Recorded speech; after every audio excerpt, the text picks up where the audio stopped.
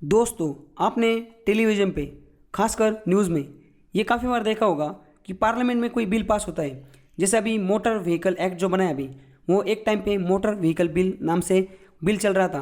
तो न्यूज़ में आता है कि ये बिल पास होने वाला है, इस बिल पे डिस्कशन चल रही है पार्लियामेंट में। और एक बिल अभी जैसे कि आपको पता हो, एक बहुत कॉन्ट्रोवर्शियल बिल आया था, सिटीजनशिप अमेंडमेंट बिल 2016 का बिल था, उसको अमेंड करना था। तो अमेंडमेंट बिल आया था 2019 में, सिटीजनशिप अमेंडमेंट बिल 2019। तो ये बिल ना, उस पर काफ़ी डिबेट हुई थी। तो अमित शाह काफ़ी स्पीच देते थे, आप देखा होगा। तो अपोजिशन वाले जो है वो काफ़ी चिल्लाते थे। उसके बाद वहाँ पे देखो, ऐसे जैसे हमें प्राइम मिनिस्टर है, वो भी वो बिल को लेकर हाथ में लेके पढ़ते थे कि ये प्रोविजन है, ये अच्छा है, काम क्या है। तो कोई मिनिस्टर आता था, वो दूसरी चीज़ बोलता था। तो ये जो अलग अलग टाइप के जो बिल है ना, वो पार्लियामेंट में पास होते हैं। उसमें से हम ये भी चीज़ भी सुनते हैं कि ये ऑर्डनरी बिल है, ये मनी बिल है, ये कॉन्स्टिट्यूशनल अमेंडमेंट बिल है। तो ये जो अलग अलग बिल है ना, इसके बारे में आपको काफ़ी डाउट होगा कि ये बिल, इसको कॉन्स्टिट्यूशनल अमेंडमेंट क्यों बोला जाता है, बिल क्यों बोला जाता है, इसको ऑर्डिनरी बिल क्यों बोला जाता है। तो ये जो सारी चीज़ें ना बिल से रिलेटेड, पार्लियामेंट में कौन सा बिल कब आता है, कैसे पास होता है, वो पूरी जो प्रोसीजर है ना, वो सारा का सारा आज के लेक्चर में हम देखने वाले हैं। समझ गए आप? तो वीडियो को अंत तक देखें। चलिए शुरुआत करते हैं। नमस्कार दोस्तों, स्वागत है आपका। ये हमारा पॉलिटी का 34 नंबर का लेक्चर है। हम देख रहे थे पॉलिटी का तीसरा यूनिट, जिसका नाम है सेंट्रल गवर्नमेंट। और उसके अंदर हमने ये जो पार्लियामेंट वाला चैप्टर है, इसको 4-5 दिन से हम देख रहे हैं। और कल तक हमने ये जो 5 पॉइंट्स हैं ये पार्लियामेंट वाले चैप्टर में, इसको ख़त्म किया था। पहले हमने एक दिन इसको देखा था, एक दिन इसको देखा था। कल किसके हमने 3 पॉइंट देखे। आज के वीडियो में हम ये 2 पॉइंट कवर करने वाले, और बचे हुए जो पॉइंट है वो कल की वीडियो में ख़त्म करेंगे। और कल कुछ भी करके ये पार्लियामेंट वाला जो चैप्टर है इसको ख़त्म करेंगे। और उसके बाद आगे वाला ये जो देखो, ये पार्लियामेंट्री कमेटी और आगे जो पॉइंट्स हैं उसको हम स्टार्ट करेंगे। तो चलिए शुरुआत करते हैं। हमने पार्लियामेंट में सबसे पहला जो टॉपिक था, इसमें लोकसभा राज्यसभा देख लिया था। लोकसभा राज्यसभा क्या है, उसमें उनके कितनी कितनी सीट्स होती है। उसके बाद दूसरे इसमें ऑफिसर ऑफ पार्लियामेंट, उसमें हमने देखा था speaker of Lok Sabha and chairman of Rajya Sabha. उसके बाद कंडक्ट ऑफ बिजनेस, बिजनेस कैसे कंडक्ट होता है, मेंबर कैसे काम करते हैं, वोटिंग कैसे होती है। उसके बाद डिस्क्वालिफिकेशन, मेंबर को अपने पद से कैसे हटाया जाता है, और मेंबर के पास जो पावर इम्यूनिटी क्या क्या है, वो सारी हमने देखी थी। आज के लेक्चर में हम देखेंगे legislative procedure. Legislative procedure means क्या, कानून कैसे बनता है पार्लियामेंट में। यहाँ तक तो ये सारा बेसिक था, सारा का सारा ये डेटा था। अब आज के लेक्चर में हमें देखना है कि ये जो पार्लियामेंट में, उसमें कानून कैसे बनता है, कानून की प्रोसीजर क्या, कानून बनना की हम जो बोलते हैं ये बिल आया, वो बिल आया, तो बिल कैसे आता है और कैसे पास होता है, ये हमें आज के लेक्चर में देखना है। तो दोनों जो हाउस है ना, लोकसभा हो या राज्यसभा हो, both the houses of parliament, वहाँ पे लेजिस्लेटिव प्रोसीजर आइडेंटिकल, मतलब एक जैसी कानून बनना ऑलमोस्ट वहाँ पे एक जैसे कानून, मतलब दोनों हाउस में, लोकसभा में भी और राज्यसभा में भी जब बिल आता है तो वो एक सेम स्टेजेस से जाता है दोनों हाउस में। समझ गए? और उसके बाद दोनों हाउस से जब बिल पास होता है और वो जब प्रेसिडेंट के पास जाता है तो उसके बाद वो लॉ बन जाता है। समझ गए आप? अब हमारा जो देश है उसमें जो पार्लियामेंट है उसमें ना जो बिल्स आते हैं डिफरेंट टाइप के, तो मुख्यतः 4 टाइप के बिल होते हैं। एक ऑर्डिनरी बिल होता है, मनी बिल होता है, फाइनेंशियल बिल होता है और स्पेशल बिल्स होते हैं। ये सारे टाइप की बिल से ना, ऑर्डिनरी बिल कैसे पास होता है, ये कैसे पास, वो सारा हमें आज के लेक्चर में देखना है। तो देखो यहाँ पे लेजिस्लेटिव प्रोसीजर ऑफ पार्लियामेंट, ये जो पॉइंट है 6 नंबर का पार्लियामेंट वाले चैप्टर का, इसमें हमें इतनी चीज़ें देखनी, इतने आर्टिकल्स देखनी। सबसे पहले जो बिल्स है अलग अलग, वो इंट्रोड्यूस कैसे होते हैं, ज्वाइंट सीटिंग होती है, मतलब जो अलग ज्वाइंट सीटिंग नाम का एक चीज़ है। बिल अगर दोनों हाउस में पास अगर नहीं हो जाए, एक हाउस में अगर लटक जाए, तो ज्वाइंट सीटिंग की जाती है। वो क्या है, मनी बिल से रिलेटेड कुछ स्पेशल प्रोविजन है, वो क्या है, मनी बिल का डेफिनेशन क्या है, और बिल को असेट की, मतलब बिल कैसे पास होता है, असेट की कैसे की जाती है, ये सारी चीज़ें हम देखने। हम तो उससे पहले हमने एक बार थोड़ा बेसिक जान लेते हैं। देखो बेसिक क्या है, हमारे देश में ना 4 टाइप की बिल है। जो आज का लेक्चर हम उसमें देखने वाले हैं, ऑर्डिनरी बिल, मनी बिल और फाइनेंशियल बिल।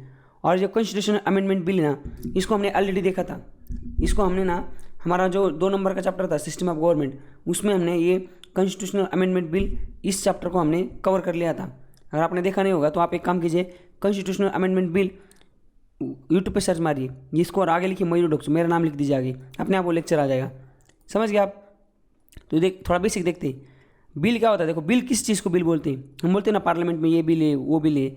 बिल मतलब ऐसा देखो, बिल जब पार्लियामेंट में होता है एक हाउस में, और दूसरे एक हाउस से दूसरा हाउस, या दूसरा हाउस से एक हाउस, इधर हाउस, कोई भी हाउस में अगर बिल प्रेजेंट है फिलहाल, और वो अब तक एक्ट नहीं बन चुका है, प्रेसिडेंट के पास उसकी, मतलब प्रेसिडेंट की उस पर सिग्नेचर नहीं हुई, तो जब कोई भी बिल आता है ना, मतलब पास होने के लिए, कानून आता है लॉ बनने के लिए, तो लॉ बनने से पहले जब तक वो दोनों हाउस में, जब तक प्रेसिडेंट की उस पर साइन नहीं, तब तो उसको बिल कहा जाता है।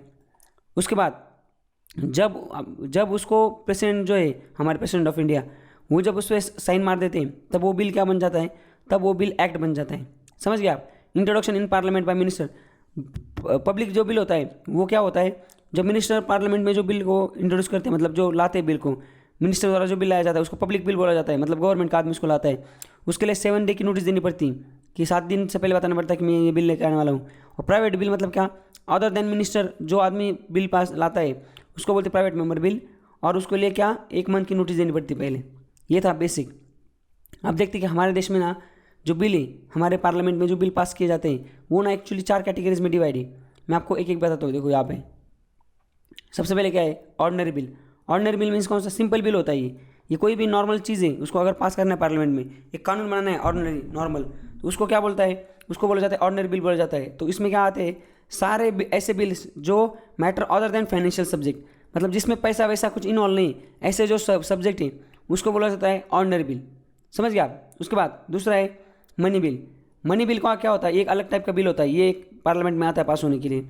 उसमें ना सारे फाइनेंशियल मैटर्स होते हैं, जैसे टैक्सेशन, पब्लिक एक्सपेंडिचर, टैक्स कैसे लगाना है पब्लिक पे, उनको उसके बाद पब्लिक पे खर्चा कैसे करना है, जैसे कोई स्कीम लानी है, तो वो सारी चीज़ें ना मनी बिल की इसमें आती हैं। तीसरा टाइप का बिल है फाइनेंशियल बिल। और फाइनेंशियल बिल जो है ना ये भी पैसे से रिलेटेड है पर थोड़ा मनी बिल से हटके, ये भी हमें देखना है। और चौथा है कॉन्स्टिट्यूशनल अमेंडमेंट बिल, मतलब जो हमारा कॉन्स्टिट्यूशन है उसको अमेंड करने के लिए कुछ बिल आते हैं। जो कॉन्स्टिट्यूशन हमारा बन चुका है उसमें काफ़ी चीज़ें ऐसी होगी, उसको अल्टर करना है टाइम के हिसाब से, कुछ को हटाना है, कुछ ऐड करना है, तो ये सारी चीज़ें ना इस बिल में आती है, कॉन्स्टिट्यूशनल अमेंडमेंट बिल। समझ गया आप। तो ऐसे 4 टाइप के बिल ना हमारे पार्लियामेंट में आते हैं, तो वो 4 टाइप के बिल को हमें देखना है एक के बाद एक। देखो यहाँ पे ordinary bill, money bill, financial bill, constitutional amendment bill, इसको हम ऑलरेडी देख चुके हैं। तो ये जो 3 है एटलीस्ट इसको हमें डिटेल में देखना है। तो चलिए, ये आर्टिकल एक्चुअली 7 में लिखा है, आर्टिकल 107 में, कि प्रोविजन एज द, जो बिल पास करना है आपको उसको इंट्रोडक्शन करने की प्रोविजन क्या होती है, कैसे उसको इंट्रोड्यूस किया जाता है। तो अलग अलग टाइप के बिल से उनको कैसे इंट्रोड्यूस करता है, कौन करता है, और वो कैसे स्टेजेस में पास होते हैं वो हमें देखना है। सबसे पहले ऑर्डिनरी बिल। देखो ऑर्डिनरी जो बिल है यहाँ पे लिखा हुआ है, every ordinary bill has to pass through following 5 stages. जो भी ऑर्डिनरी बिल है ना उनको नीचे दिए हुए जो 5 स्टेजेस हैं उन 5 स्टेजेस से होके गुजरना पड़ता है और उसके बाद वो पास होते हैं। और जो बिल है वो पार्लियामेंट में आने से पहले वो जो स्टेट्यूट बुक होता है एक पार्लियामेंट का, उसमें वो सारा मेंशन करना पड़ता है कि ये बिल हम लाने वाले हैं। देखो 5 स्टेजेस क्या होती है। अब जैसे कोई बिल लाना है, पार्लियामेंट का चल रहा है, लोकसभा का सेशन चल रहा है, और एक मिनिस्टर है नितिन गडकरी, इनको एक बिल लाना है। अब इन्होंने क्या कर दिया, इन्होंने ये स्टेटमेंट बुक में लिख दिया कि मुझे बिल लाना है। अब ये मिनिस्टर है इसलिए वो क्या 7 दिन की नोटिस दे देंगे पहले कि मुझे यहाँ पे बिल पास करना है। तो फिर वो बिल लेके आए, तो उन्होंने वहाँ पे बिल पार्लियामेंट के पास रख दिया। तो बिल कैन बी इंट्रोड्यूस इन इधर हाउस ऑफ दी पार्लियामेंट, कौन से भी हाउस में, लोकसभा में भी हो सकता है या राज्यसभा में भी हो सकता है। फिलहाल हम एग्जाम्पल देखते हैं लोकसभा का। अब लोकसभा में ये जो मिनिस्टर है गडकरी जी, इन्होंने बिल लाया, bill can be introduce by इधर मिनिस्टर और एनी अदर मेंबर, मिनिस्टर से भी हो सकता है, किसी और मिनिस्टर भी से हो, किसी और आदमी भी, मतलब प्राइवेट मेंबर भी उसको बिल को इंट्रोड्यूस कर सकता है। तो हम एग्जाम्पल देख रहे थे कि लोकसभा में नितिन गडकरी जो हमारे रोड मिनिस्टर है, ministry of road railways and क्या नाम है उसका, रोड हाईवेज के जो मिनिस्टर है वो अगर बिल लेके आते हैं तो वो इंट्रोड्यूस करेंगे पार्लियामेंट में। और उसके बाद क्या होगा, वो 7 डे की नोटिस देंगे कि वो मिनिस्टर है। और वो उसके बाद क्या हो जाएगा, वो बिल है ना लीव फॉर हाउस, मतलब उसकी कॉपी निकाली जाएंगी और सारे हाउस में उसकी कॉपी बांटी जाएंगी सबको पढ़ने के लिए। मतलब जब ऑर्डिनरी बिल आता है पार्लियामेंट में तो वो जो 5 स्टेजेस से होके सारे बिल को जाना पड़ता है, 5 स्टेजेस जो होते हैं, उसके बाद वो बिल एक्ट बन जाता है। तो ऑर्डिनरी बिल जो होता है वो फर्स्ट उसकी जो रीडिंग, पहली जो स्टेज है फर्स्ट रीडिंग, उसमें क्या होता है, उसमें बस ना जो मिनिस्टर होता है या प्राइवेट मेंबर होता है वो बिल को इंट्रोड्यूस करता है हाउस में, ओके। और उसको फिर बाद में क्या हो जाता है, लीव फॉर द हाउस, मतलब वो हाउस को उसकी जरूरत, मतलब उसका प्रिंट निकाल के सारे हाउस को बांटा जाता है, सारे लोग उसको पढ़ते हैं बस। ये है फर्स्ट रीडिंग। दूसरी जो रीडिंग है वो सेकंड रीडिंग है। अब सेकंड रीडिंग में क्या होता है, यहाँ पे देखो सेकंड रीडिंग में क्या होता है, bill receive not only general but also detail scrutiny and assumes its final shape. It forms most of important in the enactment of the bill. This stage है, मतलब देखो अब पहला स्टेज आ गया, बिल सबको बांट दिया। अब दूसरा जो स्टेज है ना उसमें क्या हो जाता है, सबके पास जो रखे वो बिल ना, उसका ना सेकंड रीडिंग होती है। सेकंड रीडिंग कैसे होती है, देखो stages of discussion, general discussion, bill pay discussion हो जाता है और उसको फिर बाद में पता मतलब देखा जाता है, डिटेल स्क्रूटनी की जाती है, उसकी जाँच की जाती है। दूसरा है कमेटी स्टेज, पहला तो जनरल डिस्कशन होता है उस बिल पे, बिल सही है गलत है कैसा है क्या है। उसके बाद दूसरा है जनरल डिस्कशन, कमेटी स्टेज होती है। कमेटी स्टेज में क्या होता है, मतलब हमारे जो मेंबर ऑफ पार्लियामेंट है ना, ये चुन के जाते हैं लोकसभा राज्यसभा में, इनकी ना वहाँ पे बहुत सारी कमेटीज़ बनी होती हैं। तो कमेटी के पास जाता है, हर एक कमेटी के पास, तो कमेटी उसकी स्क्रूटिनी करती है, समझ गए। पहले रीडिंग हो गई, उसके बाद जनरल डिस्कशन हो गया, उसके बाद कमेटी के पास गया, हर एक कमेटी उसको देखेंगी। पैसा इसका मतलब इस जो बिल है उसमें जो खर्चा आने वाला है, मतलब बिल अगर एक्ट बन जाता है तो वो क्या है, इसके जो कॉन्स्टिट्यूशनल प्रोविजन है वो सही क्या, कॉन्स्टिट्यूशन को वायलेट तो नहीं कर रहा है, लोगों के हित में है क्या, ये सारी चीज़ें कौन से कमेटी स्टेज पे सारा काम होता है। और तीसरा कंसिडरेशन स्टेज, तीसरी चीज़ में क्या होता है, कंसिडर किया जाता है कि बिल सही है क्या नहीं, बिल को क्या करना है, समझ गए। ये सारी चीज़ें फिर बिल कंसिडर होता है। तो आप समझ गए होंगे अभी कि जब पार्लियामेंट में बिल आता है पहली रीडिंग में, तो फर्स्ट रीडिंग में सिर्फ सब लोग उसको पढ़ते हैं, सेकंड रीडिंग में उसका पूरा एनालिसिस होता है, उसकी स्क्रूटिनी की जाती है, उसको हर एक अलग अलग डिफरेंट स्टेजेस पे परखा जाता है। तीसरी जो चीज़ है ना वो थर्ड रीडिंग, उसमें देखो उसमें ऐसे लिखा है डिबेट कन्फर्म हो जाए, debate is confined to acceptance और rejection of bill as a whole और नो अमेंडमेंट अलाउड। मतलब यहाँ तक जो है कंसिडरेशन स्टेज तक, यहाँ तक देखो बिल इंट्रोड्यूस कर दिया, सबने पढ़ लिया, सब उसकी स्क्रूटिनी हो गई, सब कुछ हो गया। उसके बाद जो भी चीज़ चेंजेस करने हैं उधर इसको में चेंजेस भी कर लिए। उसके बाद तीसरी जो चीज़ ना उसमें डिबेट खत्म हो चुकी है, कन्फाइन हो चुकी है टू एक्सेप्टेंस और रिजेक्शन ऑफ बिल। मतलब अब बिल को लेना है या इसको रिजेक्ट करना है, इस चीज़ तक मामला आ चुका है। और ऐसा बोला गया कि इसमें अभी अमेंडमेंट नहीं, अभी इसमें चेंजेस नहीं हो सकते, इसमें अमेंडमेंट अलाउड नहीं, समझ गया आप। तो उसके बाद क्या होता है चौथा स्टेज में, अभी ये 3 स्टेज हो गए ना, अब ये 3 स्टेज हो गए। एक जैसे कि अभी मैंने बताया नितिन गडकरी ने बिल पास कर दिया, लोकसभा इंट्रोड्यूस कर दिया, फिर वो पहली रीडिंग हो गई, उसके बाद दूसरी रीडिंग हुई, सब कुछ जांच वाच हो गई, सब कंसिडर हो गया। तीसरी स्टेज में ये बात आ गई कि इसको एक्सेप्ट करना है, रिजेक्ट करना है, तो बिल को एक्सेप्ट कर लिया गया और फिर उसको सेकंड हाउस में भेजा गया। अब बिल सेकंड हाउस में जाता है तो क्या होता है उधर, वहाँ पे भी ये तीनों चीज़ें होती, first reading, second reading, third reading, समझ गए। दूसरा हाउस के वो अलग मेंबर है ना वहाँ पे, वो भी तीन रीडिंग करते हैं। और दूसरे हाउस में ना और एक चीज़ होती है, देखो वो क्या होता है पता है क्या, ये तो वो तीनों चीज़ कर ली उन्होंने, उनके पास 4 ऑप्शन होते हैं दूसरे हाउस के पास। जैसे लोकसभा में बिल हमने पास कर दिया है और वो राज्यसभा में आए, तो उनके पास क्या होता है देखो, एक तो इट में भी pass the bill by sent by first house, वो तो जैसा बिल आया वैसा के वैसा पास कर सकते हैं। दूसरी चीज़, वो जो बिल है वो पहले हाउस को वापस भेज सकते हैं रिकन्सिडरेशन के लिए, कि आप इसको रिकन्सिडर करें, ये बिल सही है गलत है, आप एक काम कर दीजिए, इसमें कुछ आप इसको देख लीजिए और कुछ चेंजेस कर दीजिए। तीसरी चीज़ है क्या कर सकते हैं वो सेकंड हाउस, पहले हाउस का जो बिल पास हो क्या है उनके पास, एक तो पूरे बिल को रिजेक्ट कर सकते हो, बोल सकते हैं हमें ये मंजूर नहीं। या चौथी चीज़, it may take no any action and कि मतलब वो कोई भी एक्शन नहीं कर सकते, ले सकते और जस्ट बिल को पेंडिंग रख सकते हैं। ऐसे ही इनके पास 4 ऑप्शन होते हैं। और सेकंड जो हाउस है वो बिल अगर विदाउट एनी अमेंडमेंट पास करता है, जो मतलब फर्स्ट हाउस ने जो बिल पास करके इनके पास दिया है, तो सेकंड हाउस उसको वैसे बिल पास कर देता है या उसको रिकन्सिडरेशन के लिए भेज के उसके बाद भी पास कर देता है। तो फिर ये बिल दोनों हाउस से पास होने के बाद कहाँ जाता है, प्रेसिडेंट के पास जाता है। समझ गए आप। यहाँ पे देखिए कौन से हाथ में 4 स्टेज हो गए ना, मतलब अब यहाँ तक आ गए थे हम, फर्स्ट हाउस में रीडिंग हो गई, दूसरे हाउस में दूसरे स्टेज में रीडिंग हो गई, सारे पहले जिस हाउस में इंट्रोड्यूस हुआ उस हाउस में, दूसरे इसमें उसका अलग अलग स्टेजेस पे उनका स्क्रूटिनी हुई, उसकी जांच पड़ताल हुई, तीसरे स्टेजेस पे डिसाइड किया गया उसको एक्सेप्ट करना है, रिजेक्ट किया, उसको एक्सेप्ट किया गया, दूसरे हाउस में भेजा गया, दूसरे हाउस में भी ये सारी चीज़ें हुई, फिर दूसरे हाउस ने भी पास करके उनके पास तो ये ऑप्शन भी है, वो मना भी कर सकते हैं, ये भी कर सकते हैं, पर जैसे कि उन्होंने पास कर दिया, दोनों हाउस से जब पास होता है तब आता है प्रेसिडेंट के पास, और प्रेसिडेंट के पास आने के बाद क्या होता है, प्रेसिडेंट ऑफ इंडिया क्या करते हैं फिर उसको, प्रेसिडेंट ऑफ इंडिया अगर उसको एसेट दे देते अपने, उनके पास एक्चुअली कितने ऑप्शन होते हैं देखो यहाँ पे, प्रेसिडेंट ऑफ इंडिया के पास 3 ऑप्शन होते हैं, 3 अल्टरनेटिव। पहला क्या है, वो तो अपने इस बिल को एसेट दे सकते हैं, मतलब बोल सकते हैं हाँ मुझे बिल मंजूर है, या वो अपने एसेट निकाल सकते हैं, मतलब बोल सकते हैं मुझे मंजूर नहीं, या तीसरी चीज़ बोल सकते हैं बिल वापस भेज सकते हैं वो हाउस में, दोनों हाउस में, कि आप इसको रिकन्सिडर करें।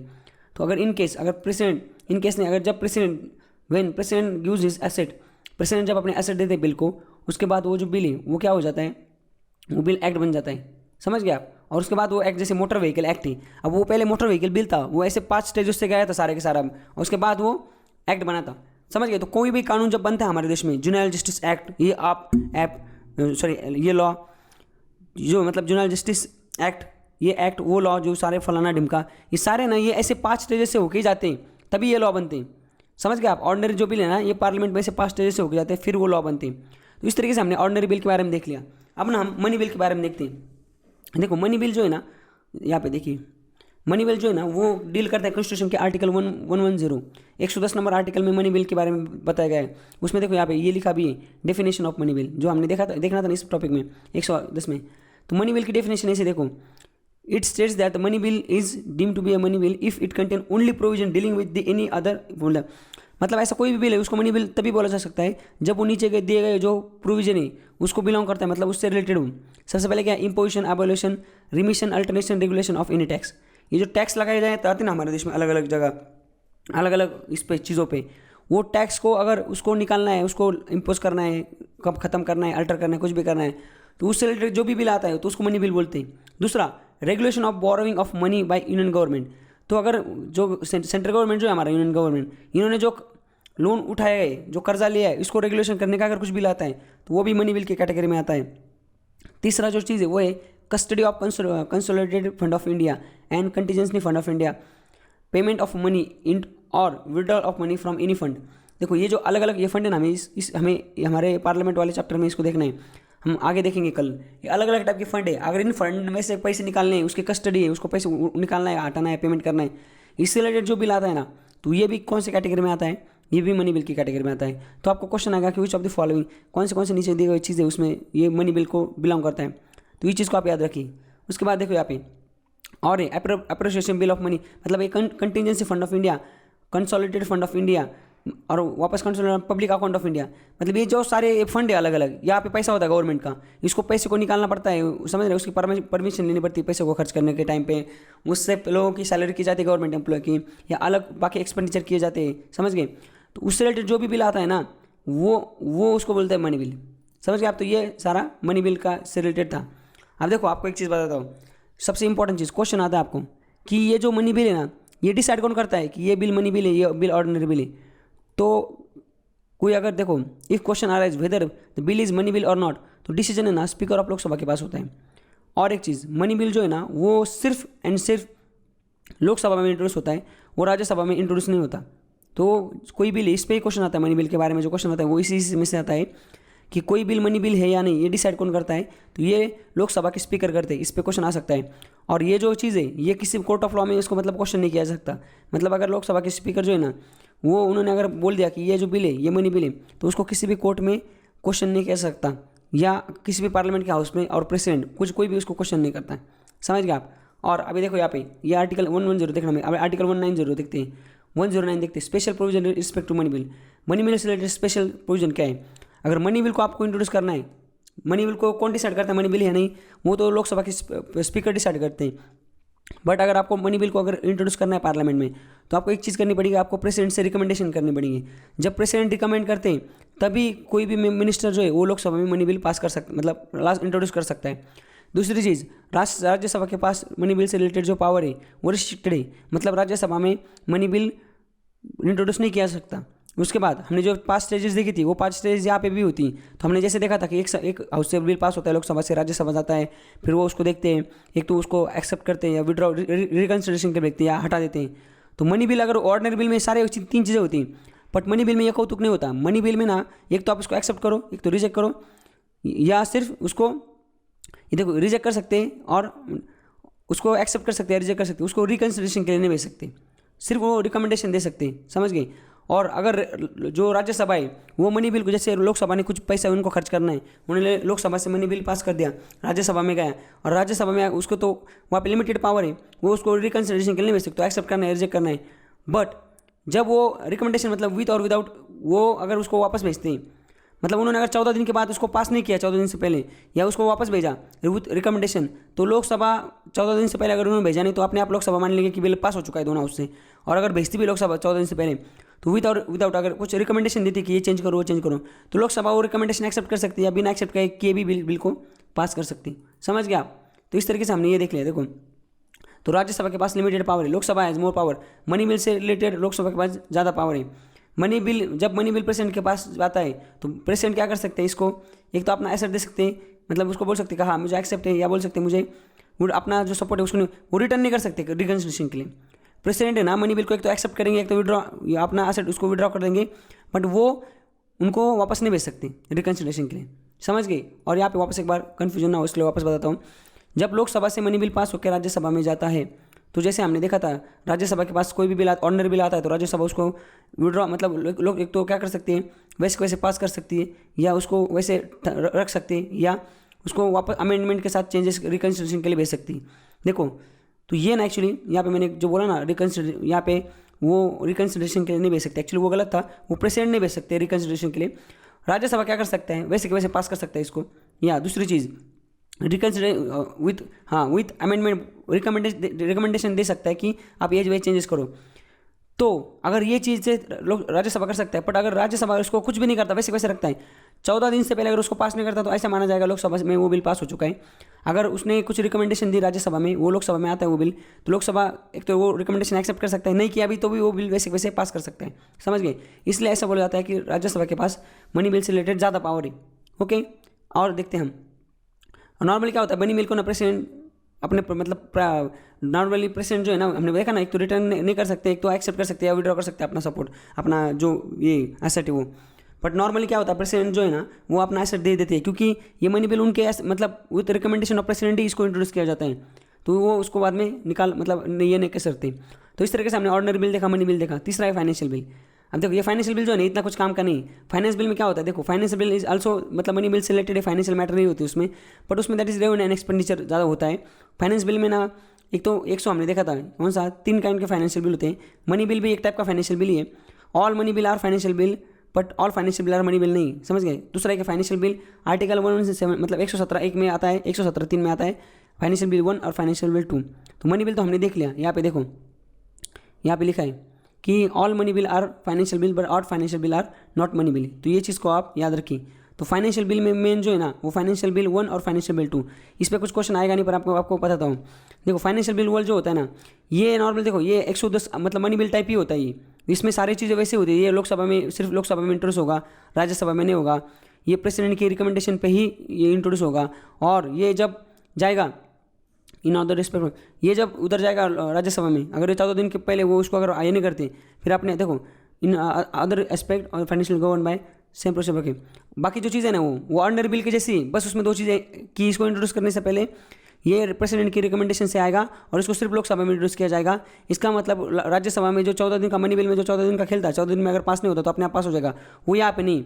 बाकी सारी चीज़ें इसकी ऑर्डिनरी बिल की तरह है। समझ गए? तो ये फाइनेंशियली हमने देखा। अगर फाइनेंशियल बिल अगर दोनों डिसएग्रीमेंट हो जाता है, एक हाउस से पास हो जाए, दूसरे हाउस में अगर पास ही नहीं होता, तो प्रेसिडेंट ज्वाइंट सिटिंग करवा सकते हैं, दोनों हाउस को साथ में मिला के उस बिल को पास करवा सकते हैं। हाँ, hence it can be other rejected by और अमेंडेड बाय राज्यसभा, तो उसको ये कर सकता है या रिजेक्ट कर सकता है या अमेंड कर सकता है।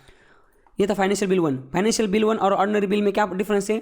दोनों सेम है, दोनों में 5 स्टेजेस सेम है। बस एक चीज़ है कि जो फाइनेंशियल बिल 1 है वो सिर्फ लोकसभा में इंट्रोड्यूस हो सकता है और वो प्रेसिडेंट के रिकमेंडेशन से होता है। और फाइनेंस बिल जो 2 है वो देखो वो क्या है, finance bill to contain provision involving the expenditure from consolidated fund of India but does not include any matter related. मतलब 110 आर्टिकल जो है उसमें भी लिखा है कि हम कंसोलिडेटेड फंड ऑफ इंडिया को यूज़ करेंगे और उसके लिए वो बिल लाएंगे मनी बिल। बट अगर उसमें जो मैटर लिखे हुए हैं उससे छोड़ के बाकी जो कुछ मैटर पैसे से रिलेटेड, तो वो फाइनेंस बिल 2 में आता है। ये एकदम ऑर्डिनरी बिल की तरह होता है। इसको मतलब इंट्रोड्यूस करने के लिए प्रेसिडेंट की रिकमेंडेशन की ज़रूरत नहीं होती। ये सिर्फ लोकसभा में नहीं, ये राज्यसभा में भी लाया जा सकता है। मतलब फाइनेंस बिल 2 जो है वो सिर्फ लोकसभा में नहीं लाया जा सकता, वो दोनों मतलब समझ। अभी वापस हम एक एक देखते हैं। Ordinary bill, money bill, finance bill 1, finance bill 2। ये 2 देखते हैं, ये 1 है, मैं आपको एक एक बताता हूँ। उसके बाद ये मनी बिल है, ये मनी बिल और ये ऑर्डिनरी बिल। ऑर्डिनरी बिल में क्या है, 5 स्टेजेस होती हैं, 1 2 3 4 5 बिल आएगा एक हाउस में। उसके बाद वो सारा वहाँ पे डिस्कशन वगैरह होगा, एक हाउस से पास होकर वो दूसरे हाउस में जाएगा। दूसरा हाउस अगर उसको पास करता है, एक तो पास कर सकता है या वैसे लटका के रख सकता है या वापस भेज सकता है रिकन्सिडरेशन के लिए। अगर दोनों हाउस से पास होने के बाद वो प्रेसिडेंट के पास जाता है, प्रेसिडेंट पे साइन मारेंगे। मनी बिल का कैसा है, इसको ये ऑर्डिनरी बिल दोनों हाउस में इंट्रोड्यूस हो सकता है और इसको इंट्रोड्यूस करने के लिए प्रेसिडेंट ऑफ इंडिया की रिकमेंडेशन की जरूरत नहीं। मनी बिल को इंट्रोड्यूस करवाने के लिए प्रेसिडेंट ऑफ इंडिया की रिकमेंडेशन की जरूरत है। उसके बाद ये अगर एक हाउस से अगर दूसरा हाउस जाता है पास होके, अगर दूसरा हाउस जो है मतलब ये सिर्फ एक तो लोकसभा में ये इंट्रोड्यूस होगा मनी बिल, और जब ये राज्यसभा में जाएगा, अगर राज्यसभा में 14 दिन से पहले इस पर कुछ एक्शन नहीं ली तो ऐसा माना जाएगा कि ये बिल अपने आप पास हो चुका है। अगर उन्होंने कुछ रिकमेंडेशन दी भी दी तो लोकसभा जरूर नहीं कि उसको वो मानने, वो वैसे भी पास कर सकते हैं। उसके बाद फाइनेंस बिल 1, ये और ये सेम है, बस एक चीज़ है कि ये सिर्फ लोकसभा में इंट्रोड्यूस होता है और इसको प्रेसिडेंट ऑफ इंडिया की प्रायर परमिशन चाहिए।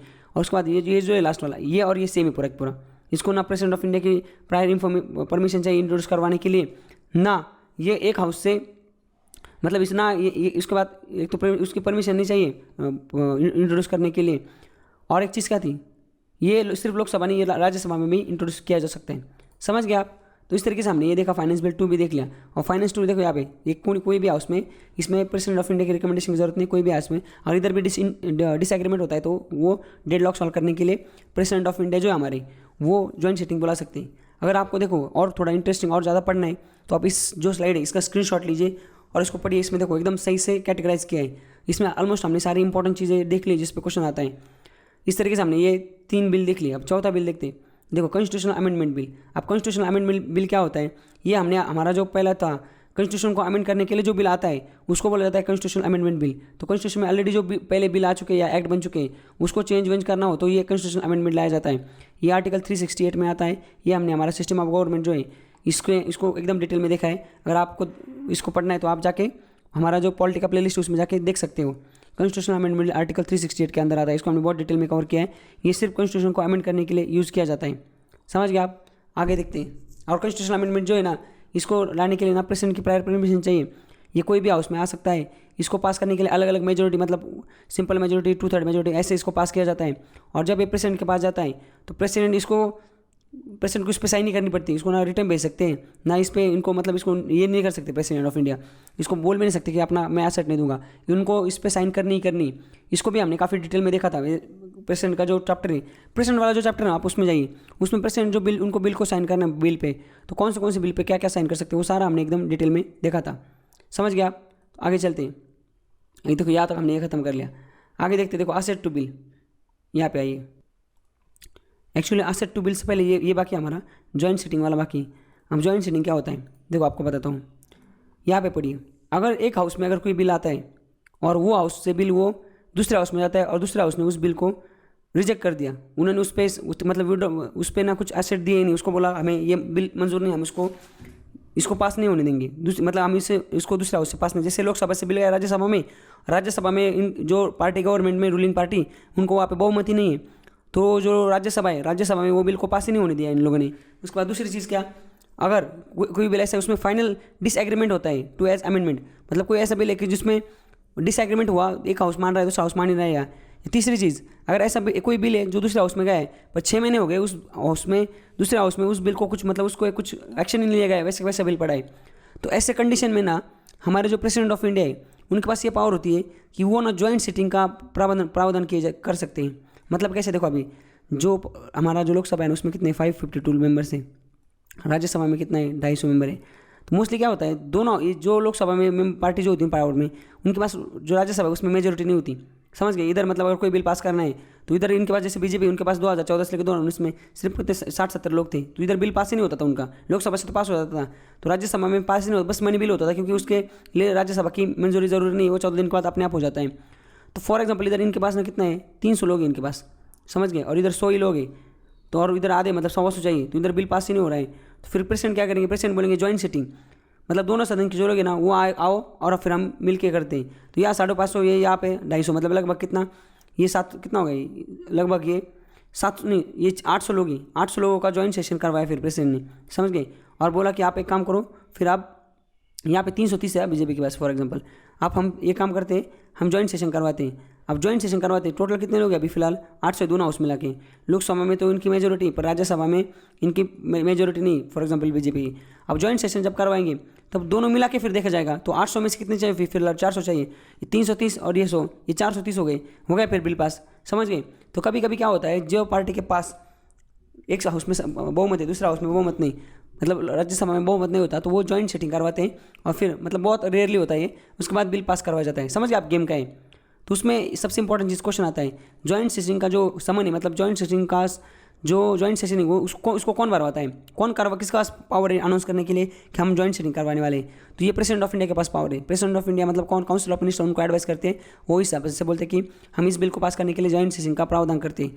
दूसरी चीज़, वो जो भी देखो, it must be noted that provision of joint setting is applicable for two ordinary bill और फाइनेंस बिल ओनली।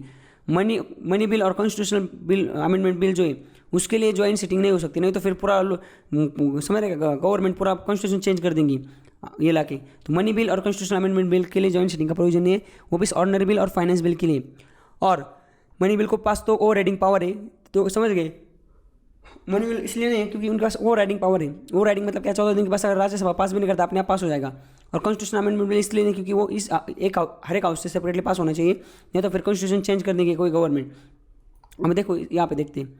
अब और एक चीज़ है कि क्या गया, प्रेसिडेंट ऑफ इंडिया जो है ना वो ज्वाइंट सेशन का जो मतलब प्रोविजन है वो 2 ही केसेस में करते हैं। दो हाउस का जब वो ये करते हैं ना, जॉइंट सीटिंग करते हैं ना, तो उसमें जो चीज़ें याद रखने लायक है कि जब जॉइंट सीटिंग हो जाएगी तो जॉइंट सीटिंग को प्रिसाइड कौन करेगा उस मीटिंग को। अब लोकसभा में तो स्पीकर ऑफ द लोकसभा होता है और राज्यसभा में चेयरमैन ऑफ राज्यसभा होता है, पर जॉइंट सीटिंग में तो दोनों हाउस मतलब सदन के लोग जब इकट्ठा आएंगे तो उसको कौन प्रिसाइड करेगा। देखो स्पीकर ऑफ लोकसभा है ना, वो उसको प्रिसाइड करते हैं जॉइंट सीटिंग ऑफ दोनों हाउस, और अगर वो नहीं होंगे तो डिप्यूटी स्पीकर जो है वो करते हैं, और अगर डिप्यूटी स्पीकर भी नहीं होंगे तो डिप्यूटी चेयरमैन ऑफ राज्यसभा है ना वो करते हैं। बट आप एक चीज़ याद रखिए कि चेयरमैन ऑफ राज्यसभा है ना वो प्रिसाइड नहीं करते।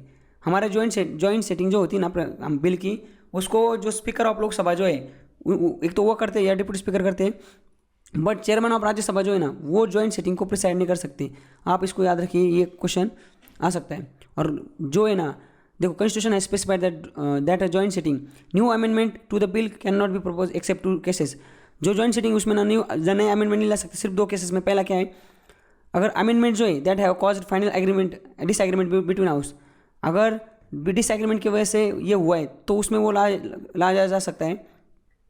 और amendment that have might be necessary due to delay of, मतलब बिल अगर लेट हो चुका है उसमें अमेंडमेंट लाने हैं तो फिर जॉइंट सीटिंग करके अमेंडमेंट ला सकते हैं, या कोई ऐसे अमेंडमेंट्स है जिस पे डिसएग्रीमेंट हो रहा है बस वही अमेंडमेंट ला सकते हैं। ये 2 रीज़न होगा, तो बाकी रीज़न के चलते इसमें नए चेंजेस नहीं किए, नए अमेंडमेंट्स नहीं लाए जा सकते। समझ गए आप। जॉइंट सेटिंग ऑफ 2 हाउसेस, अब तक कितने बिल ऐसे हुए कि जो जॉइंट सेटिंग के द्वारा पास किए गए। देखो डाउरी बिल आया था, डाउरी बिल 1960 ये वहाँ से पास हुआ था। Banking service commission repeal bill ये 1977 में, ये भी वहाँ से आया था, ये 1960-1977 में। उसके बाद प्रिवेंशन ऑफ टेररिज्म बिल 2002 में आया था, ये पार्लियामेंट पे अटैक जब हुआ था ना उसके बाद, तो ये भी जॉइंट सिटिंग करके इसको पास किया गया था। समझ गए आप। तो इस तरीके से हमने यहाँ पे देख लिया। अब लास्ट वाला देखते हैं, assent to the bill. Assent to the bill देखो यहाँ पे प्रेसिडेंट ऑफ इंडिया जो है ना उनके पास पावर होता है कि एक तो वो बिल को असेट दें, उनको विड्रॉ करे या उसको रिकन्सिडरेशन के लिए भेज दें। और जब जिस टाइम पे प्रेसिडेंट उसको बिल को एसेट मतलब बाकी चीज़ें तो हमने प्रेसिडेंट ऑफ इंडिया जो चैप्टर है उसमें मैंने काफ़ी डिटेल में दिया है कि money bill pay president of India जो है ना उनका क्या, वो उसको वापस साइन कर सकते हैं, वापस कर सकते हैं, क्या कर सकते हैं। उसके बाद कॉन्स्टिट्यूशनल अमेंडमेंट जो है बिल उसको क्या कर सकते हैं, अलग अलग चीज़ें हमने उस टाइम में देखी थी, उसको वापस एक बार यहाँ पे देखते हैं। देखो प्रेसिडेंट जो है ना उनके पास जो बिल को असेट देने की जो पावर है, देखो ऑर्डिनरी बिल को प्रेसिडेंट क्या क्या कर सकते हैं, एक तो उसको रेक्टिफाई कर सकते हैं, बोल सकते हैं हाँ मुझे मंजूर है आप उसको एक्ट बना दो, उसको रिजेक्ट कर सकते हैं या उसको रिटर्न भेज सकते हैं रिकन्सिडरेशन के लिए। समझ गए। और जब रिकन्सिडर करके बिल वापस आएगा डबल रिकन्सिडरेशन के लिए में से उसके बाद उनको साइन करना है। और अगर मनी बिल होगा तो क्या कर सकते हैं प्रेसिडेंट, एक तो उसको रेक्टिफाई, एक तो एक्सेप्ट कर सकते हैं, एक तो रिजेक्ट कर सकते हैं, उसको रिकन्सिडरेशन के लिए वापस नहीं भेज सकते। समझ गए आप। और अगर वो कॉन्स्टिट्यूशनल अमेंडमेंट बिल है तो क्या कर सकते हैं प्रेसिडेंट ऑफ इंडिया, एक तो उनको बस हाई बोल सकते हैं, उसको ना रिजेक्ट कर सकते ना वो वापस भेज सकते हैं रिकन्सिडरेशन के लिए। समझ गए आप। ये जो स्लाइड है इसको याद रखिए आप, ये बहुत इंपॉर्टेंट है।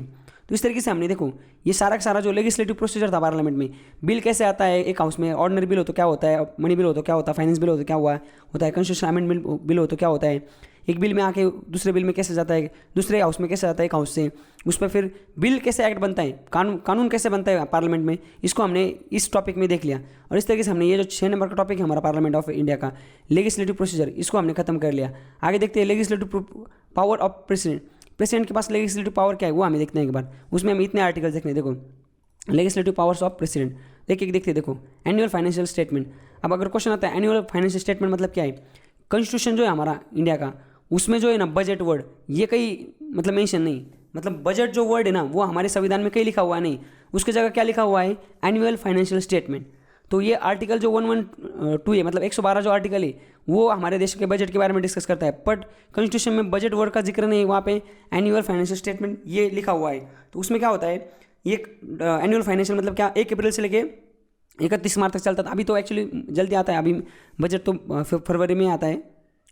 तो ये फाइनेंशियल ईयर जब आता है ना तो उसको मतलब बोला जाता है कि ये फाइनेंशियल ईयर जो होता है उसको एनुअल फाइनेंशियल स्टेटमेंट मतलब पूरा साल का जो बजट है, पैसा कैसा खर्च करना है, क्या करना है, ये इसमें लिखा होता है। और क्वेश्चन ये आ सकता है कि जो बजट है ना वो तभी इंट्रोड्यूस होता है with prior permission of president की परमिशन लेके ही बजट को इंट्रोड्यूस किया जाता है। समझ गया आप। तो ये था आर्टिकल 112। उसके बाद आर्टिकल 113 देखते हैं, procedure in parliament with respect to estimate. देखो हमारा जो पार्लियामेंट है, हमारा जो देश है, हमारे देश में ना एक साल में कितना पैसा खर्चा करना है, कौन सी चीज़ पे कितना खर्चा करना है, वो सारा जो चीज़ है ना वो एक साल पहले बजट में आता है। जैसे अगर अप्रैल से लेकर नेक्स्ट मार्च तक क्या खर्चा करना है, वो सारी चीज़ें पहले बजट में पास होती है। उन जो मिनिस्ट्री वो डिपार्टमेंट उनको पैसे दिए जाते हैं और मार्च में फिर देखा जाता है कि सारा पैसा ठीक ठाक खर्चा हुआ क्या। तो budget is based on the principle of annuality, that is parliament grants money to government for one financial year. एक साल के लिए पार्लियामेंट ना पैसा अवेलेबल करवा के देती है पूरे देश, मतलब देश के अलग अलग गवर्नमेंट को, अलग अलग डिपार्टमेंट को गवर्नमेंट के, ताकि वो पैसा वैसे खर्च कर सकते हैं। और if granted money is not spend by the end of the financial year, then the balance expire and return to the consolidated fund of India. The practice is known as rule of laps। मतलब क्या, अगर जैसे कि अभी ये जो है ministry of कौन सा रोड मिनिस्ट्री को उन्होंने अगर 1 लाख करोड़ रुपए दिए, उन्होंने रोड बनाए 50 लाख करोड़ के, 50 लाख करोड़ बच गए, तो उसके बाद वो पैसे है ना वो वापस इस फंड में जमा हो जाता है। मतलब आपको साल के लिए जितना पैसा मिला है वो अगर आप खर्चा नहीं करते तो वो रूल ऑफ लैप्स के अंदर, रूल ऑफ लैप्स मतलब क्या, वो पैसा आपने टाइम टू टाइम खर्चा नहीं किया, वो वापस उस फंड में वापस जमा हो जाएगा। समझ गए आप, इस चीज़ को बोलते हैं रूल ऑफ लैप्स। और एक मार्च रश नाम का चीज़ है। तो अगर क्वेश्चन आता है आपको March rush is related to which of the following. March rush means क्या होता है, देखो सारे के सारे जो चीज़ें मतलब पैसे आपको, देखो कोई भी मिनिस्ट्री उनको पैसे आते हैं पूरे साल में खर्चा करने के लिए। तो ये मिनिस्टर लोग ये साले पहले बहुत लीजी होते हैं, ये सब शुरू में सही से काम ही नहीं करते, पैसे नहीं करते, पर इनको पता चल जाता है अगर हमने ये पैसा पूरा खर्चा नहीं किया तो ये मार्च के बाद मतलब ये नया जो बिल बजट आने वाला उससे पहले ये फिर लैप्स हो जाएगा। रूल ऑफ लैप्स के चक्कर में हमारा जो पैसा है वो वापस उस कंसोलिडेटेड फंड ऑफ इंडिया में, ये फंड है इंडिया का, वो फंड हमें बाद में देखने, तो इस फंड में वो जमा हो जाएगा। समझ गए आप। तो फिर वो क्या कर देते, वो मार्च में ना पूरा साल मतलब 11 महीने कुछ नहीं करते और लास्ट का 1 महीना ना उसमें इतना काम करते, सारा का सारा पैसा खर्चा करवा देते, मतलब सारा का सारा पैसा ना एकदम हेवी रश में एक्सपेंडिचर करते, खर्चा करते एकदम रश में। तो to close the financial year, मतलब फाइनेंशियल ईयर क्लोज होने से पहले, क्योंकि 1 साल के लिए पैसा मिला है ना, आप खुद सोचो ना, अगर कोई मिनिस्टर जैसे अभी बस है, कोई ट्रांसपोर्ट मिनिस्टर, उनके लिए बस के लिए पैसे मिले, तो बस के लिए उनको मिले, अगर समझ रहे 100 करोड़ रुपए मिले, 100 करोड़ की बस बनानी, तो उन्होंने सिर्फ साल भर में बस कितने 10 करोड़ की बस बनाई, 90 करोड़ से बचे हुए हैं। और उनको पता है बजट हमें कब मिला था पैसा, लास्ट अप्रैल में, और अब वापस कब मिलने वाला है नेक्स्ट ईयर के लिए। अभी ये जैसे कि लास्ट ईयर मिला 2019 के अप्रैल में जो पैसा मिला, वो 2020 के अप्रैल तक, मार्च तक सिर्फ 10 करोड़ ही खर्च हुए बस बनाए, 90 करोड़ बाकी। उनको पता है अगर 1 महीने में अगर ये 90 करोड़ खर्च नहीं करेंगे तो फिर नेक्स्ट मंथ में क्या होगा, नया बजट आएगा, नए पैसे आएंगे, पर ये जो 90 करोड़ वो चले जाएंगे। इसलिए वो क्या करते हैं, जल्दबाजी में जो 90 करोड़ है वो उसी मार्च में खत्म करने के लिए कोशिश करते हैं। मतलब फाइनेंशियल ईयर खत्म होने, तो जब खत्म होने को आता है तो फास्ट पैसा खर्चा करने की ये खर्चा करते हैं, एक्सपेंडिचर करते हैं, वो जो चीज़ है उसको बोला जाता है मार्च रश। अब समझ गए आप, तो ये था वो। चलिए आगे चलते हैं। देखो यहाँ पे यह हमने देख लिया। अभी देखते हैं एप्रोप्रिएशन ऑफ बिल। एप्रोप्रिएशन मतलब बिल क्या, जो बजट है ना वो उसको बोलते, मतलब बजट का एक बिल है, बजट का जो बिल होता है ना उसको एक पार्ट है उसको बोलते हैं एप्रोप्रिएशन बिल। उसमें क्या क्या चीज़ें होती है, देखो बजट जो है ना अलग अलग, जैसे हमने ऑर्डिनरी बिल देखा था ना, वैसे बजट भी अलग अलग स्टेजेस में जाता है। उस तरह से बिल जो ऑर्डिनरी बिल 5 स्टेज में जाता है, वैसे ये भी अलग अलग स्टेज में आता है। Budget go through following 6 stages, ये 6 स्टेज से जाता है। सबसे पहले क्या है, प्रेजेंटेशन ऑफ बिल बजट, तो प्रेसिडेंट की परमिशन लेनी पड़ती है। प्रेसिडेंट ऑफ इंडिया जो है उनकी परमिशन से जो बजट है वो सदन में लाया जाता है। उसके बाद उस पर जनरल डिस्कशन होता है, सारे के सारे लोग उस पर डिस्कस करते हैं। जैसे हमने ऑर्डिनरी बिल को भी देखा था डिस्कशन, वैसे इसका भी डिस्कशन होता है। स्क्रूटनी की जाती है डिपार्टमेंटल कमेटी, अलग अलग डिपार्टमेंट के लोग उसको देखते हैं, उसको जांच पड़ताल करते हैं, ये पैसा जो इस डिपार्टमेंट को दिया जाने वाला है वो सही क्या, इतना खर्चा सही क्या, ये सारा क्रॉस चेक किया जाता है। उसके बाद voting for demand of grant, हर एक मिनिस्ट्री उनको जो पैसा चाहिए उसके लिए ना डिमांड की जाती है, मतलब हमें इतना ग्रांट, उसको ग्रांट्स बोलते हैं। तो वोट हो जाता है उस पर, जो इस मिनिस्टर को इतना पैसा दो, फिर वहाँ पे वोटिंग होती है, तो सारे लोग उस पर वोट करते हैं। तो ऐसे वोटिंग ऑफ ग्रांट, तो ग्रांट मंजूर होती है तो अलग अलग मिनिस्टर को ऐसा ऐसा पैसा मिलता है। उसके बाद passing of appropriation bill, appropriation bill जो है वो फिर सदन से पास हो जाता है। और फिर पासिंग ऑफ फाइनेंस बिल, तो उसके बाद फाइनेंशियल बिल, मतलब एप्रोप्रिएशन बिल और फाइनेंस बिल मिला के एक मतलब बजट का पूरा होता है। ये बात पास होने के बाद फिर क्या, बजट पास हो जाता है हमारे पार्लियामेंट से, और उसके बाद वो पैसा एलोकेट किया जाता है अलग अलग मिनिस्ट्री को। समझ गए आप यहाँ तक। उसके बाद आगे चलते हैं, कहाँ गए आगे, हाँ ये हमने देखा एप्रोप्रिएशन बिल। उसके बाद क्या, सप्लीमेंट्री एडिशनल एक्सेस, देखो इसमें देखो अलग अलग टाइप के ना ग्रांट्स होती हैं, मतलब क्या सप्लीमेंट्री ग्रांट, ये आपको देखो ये बहुत डिटेल में हो जाएगा, आपको इस क्वेश्चन नहीं आता, बस मैं आपको बताता हूँ। ये नाम याद रखिए, ये अगर कोई पूछता है कि वोट ऑफ क्रेडिट किससे रिलेटेड है, तो ये बजट से रिलेटेड है। एक्सेस ग्रांट बजट से रिलेटेड है, additional grant, supplementary grant, other grant, ये टोकन ग्रांट, एक्सेप्शनल ग्रांट, ये अलग अलग ग्रांट है। ग्रांट मतलब कहा, जैसे बेटे को बता दो टोकन ग्रांट क्या होती है।